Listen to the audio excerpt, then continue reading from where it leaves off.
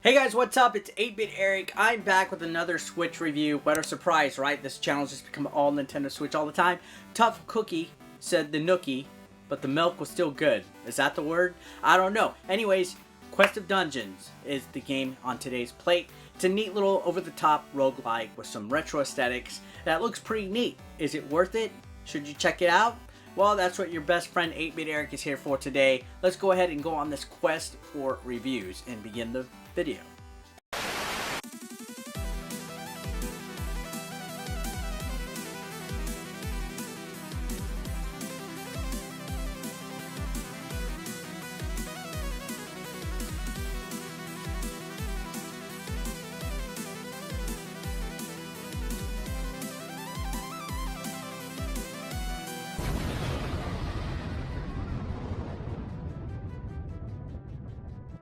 So, Quest of Dungeons is a roguelike, over-the-top, retro-style dungeon crawling game that was previously out on Steam, PS4, Xbox. It is now available for $8.99 in the eShop.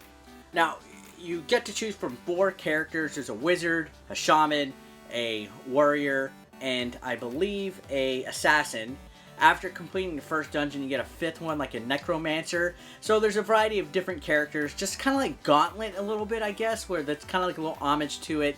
At the beginning of the cutscene, you see that there's like an evil overlord who's doing a lot of bad things. Generic story. You enter a dungeon, you have to go through all the levels and risk running into traps, spikes, and different variety of enemies in order to complete your quest. It's pretty simple.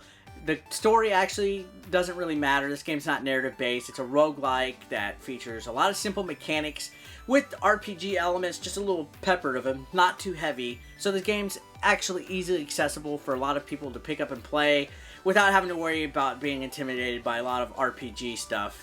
Now when you look at the map, it is grid based and everything on the map moves in turns. When you move one square, everything else moves a square. Each step counts as a turn, so you have to make sure, depending on your character's abilities, when you will move, use a spell, or weapon or attack. Sometimes random traps will also trigger and enemies will spawn. A lot of things are chaotic because the levels are actually procedurally generated. You're not going to play the same level twice. There's not enemies in the same place, there's just not items, quest stuff. Everything is randomly inserted. The maps are actually sometimes pretty big. So it's like a new gameplay experience every time. So the real strategy is actually making a fine combination between seeing what's on the map, where enemies are at, what items you have, healing at proper times, and equipping your stuff at the right time. So there is an inventory.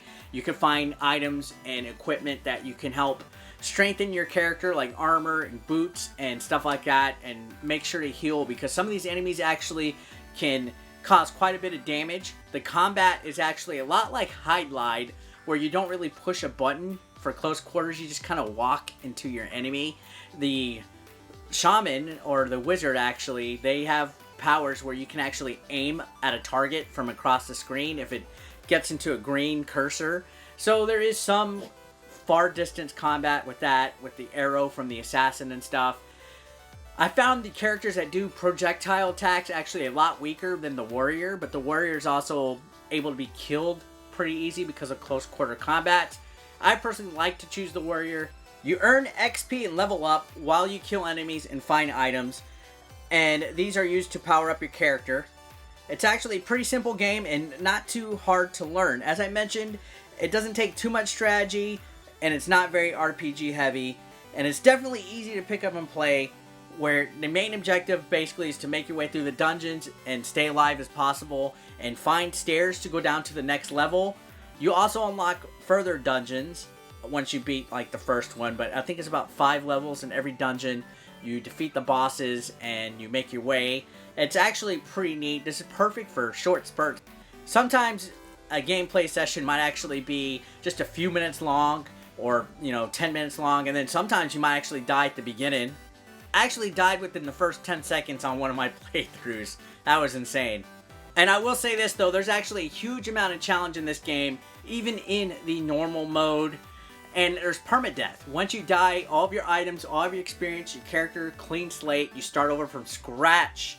And I like that. It brings a real good old school feeling. One life, that's it.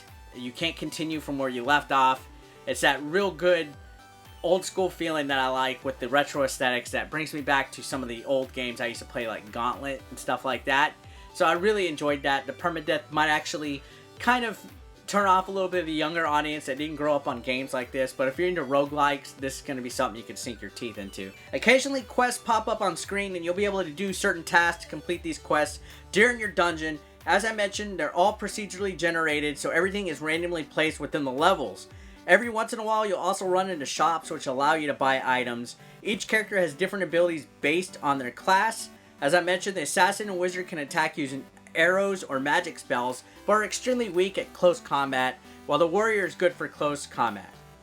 There's also new features in this game that weren't on the previous versions, like online leaderboards and achievements. So I think Quested Dungeons is actually a pretty cheap and affordable roguelike game that would keep you occupied for a lot of hours. It's perfect for portable mode. Games like this, I think, take advantage of the hybrid system that the Nintendo Switches, and I actually had a lot of fun just screwing around on this game, and I can highly recommend it.